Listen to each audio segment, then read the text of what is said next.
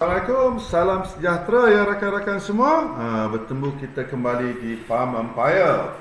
Okey, ni hari Ahad kita akan tengok sikitlah dengan kefahaman apa farm, pergerakan patah 1, 2, 3 dan kita cuba gabungkan sikit kita dengan kefahaman apa POC ya. Okey, kita pergi pada market Great Britain, Japan ya, GJ ya. Apa yang kita jangkakan GJ ya, minggu depan ya, Isnin, Selasa ataupun Rabu kan. Cuma laporan apa aktiviti niaga dunia saya tak boleh keluarkan hari ini sebab hari Friday Jumaat lepas di US ke Amerika public holiday, so laporan tu tak dapat dikeluarkan lah.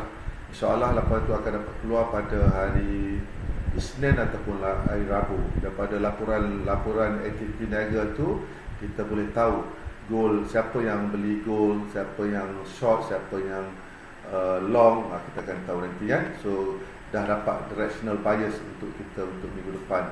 Cuma selalu saya bagi laporan aktiviti niaga tu pada Sabtu atau Ahad, tapi untuk minggu ni tak dapat sebab hari Jumaat laporan tu, hari Jumaat cuti ya. Okay, di US cuti, so saya tak dapat akses kepada laporan tersebut lah. Okey, walaupun laporan tu tak ada, kita bincang dengan kefahaman teknikal ya. Besok Isnin, berapa hari bulan Isnin ya, 6 hari bulan. Apa yang kita jangkakan ialah, cuba kita lihat, inilah line POC, POC, POC, POC, POC. POC ini ialah line yang bersamaan dengan yang dipanggil sebagai balance line. Line-line ni bukan support resistance ya. Ini line di mana big player, sama ada dealer, bank, asset manager, hedge fund ya, mengambil order mereka. Selalu kat sinilah harga yang paling aktif. So kita tengok apa yang berlaku pada hari Isnin. InsyaAllah kita akan jangkakanlah kat mana apa market untuk bergerak pada PGJ ni ya rakan-rakan ya. Ini market profile ya, pada hari Jumaat. So kalau kita tengok balance line ni, berkumpul balance line ni. Inilah kuasaan harga yang paling aktif pada harga ni. Berapa harga ni sebenarnya, kita nak tengok kan.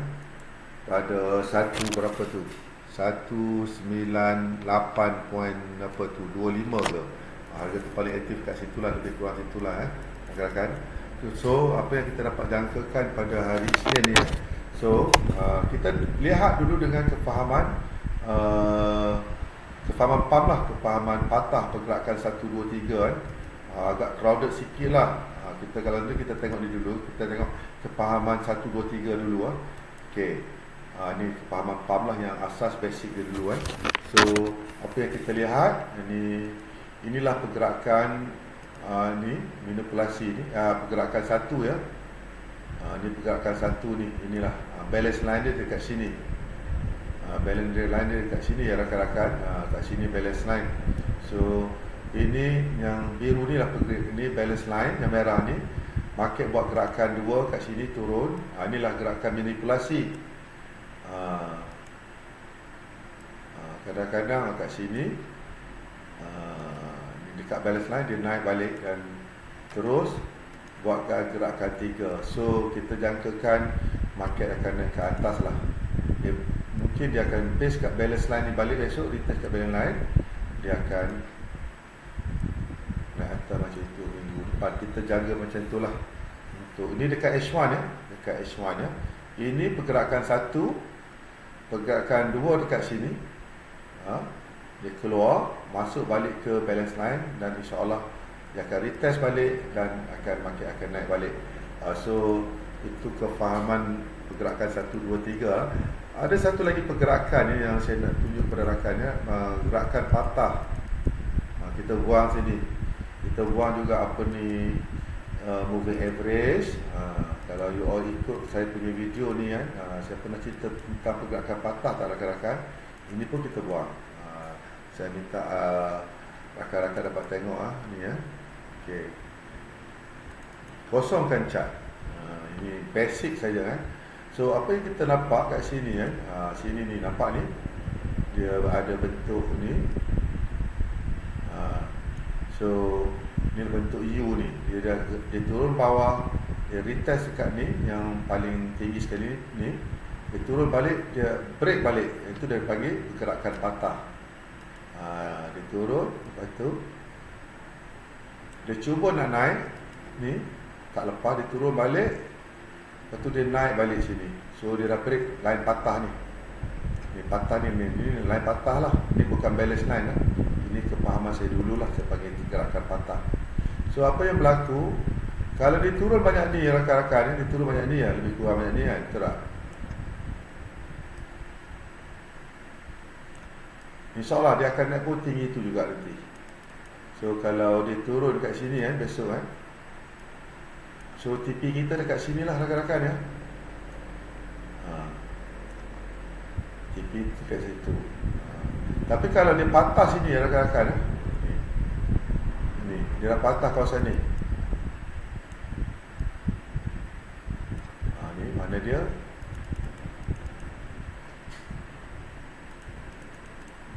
Patah ni banyak, senang teknik patah ni kalau you faham tu kan. Kata dekat sini ni kita buat ni line dia turun daripada sini kan.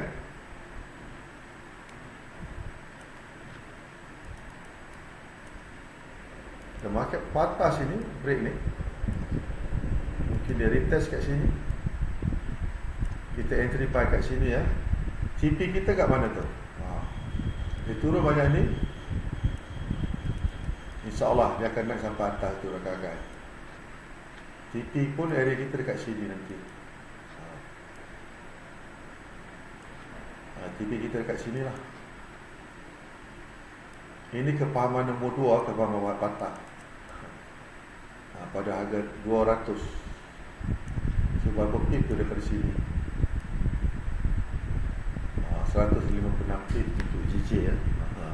So kepahaman patah kat sini pun ada. So strong untuk buy ya. Directional untuk buy strong.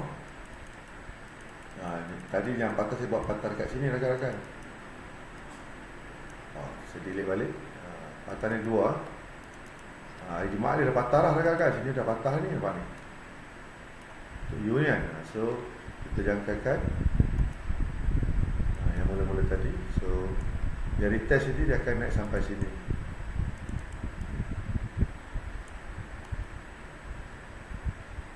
TP kita kat sini lah. Tapi kalau dia naik kat situ rakan-rakan, dia ada patah lagi. Dia dah patah lain ni pula ni, nampak ni. Dia dah patah sini. Bentuk U ni kan. So kita boleh entry lagi lah. Kalau retest kat sini, kita boleh entry TP kita ke kemuncak dekat sini lah. Okay ya. Ada patah, ada 2 situ. Tapi kita tengok dululah sini ya rakan-rakan. Mungkin dia buat KMB, dia turun ke kawasan patah balik. Kita tengok, kita jangan terus masuk. Kita tengok macam mana kita react kepada market. Jadi dia keluar, dia masuk balik. Baru dia return, baru kita buy kat sini ya. Ni yang nombor 1, TP kita kat sini. Yang nombor 2, kalau dia patah sini, dia nombor sampai kat sini. Okey, itu kefahaman patah saya pun nak terangkan. Okey, berbalik, kita balik kepada market profile tadi, POC tadi dekat mana bank ambil order semualah. Mana saya nak tunjuk kat you all lah. Ya, ini tadi ya. Dekat H1 juga. So apa yang menarik ya, ni kalau kita nak trade pada 6 hari bulan nanti, besok 4, 5, 6 bulan lah. Inilah line POC. Line ini penting ni. So apa yang kita jangkakan, dia dah break POC pada 2 Oktober, 1 Oktober. So kita jangkakan market akan ni turun sini. Turun sini kan. Ni bukan kepahaman patah pun tadi yang ini POC saja. Dia akan break POC ni, akan cari POC ni dan akan cari POC yang kat sini ni.